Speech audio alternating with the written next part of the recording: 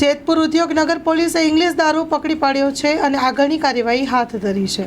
Jetpur Udyognagar police દ્વારા patrolling દરમિયાન ધારેશ્વરથી GIDC Girnar park પાસે આવેલા ખુલ્લા ગોડાઉનમાં ઇંગ્લિશ દારૂની 1492 બોટલો તેમજ બિયરના 168 ટીન મળી ઇકો કાર સહિત ₹7,30,160નો મુદ્દામાલ કબજે કર્યો છે। પોલીસને જોઈ બુટલેગર માલ મૂકીને ફરાર થયા હતા। ઉદ્યોગનગર પોલીસે બુટલેગર હુસેન ઉર્ફે સલીમ ઉર્ફે સોડાવાળો તેરવાડિયા વિરુદ્ધ ગુનો નોંધીને પકડવાના ચક્રો ગતિમાન કર્યા છે।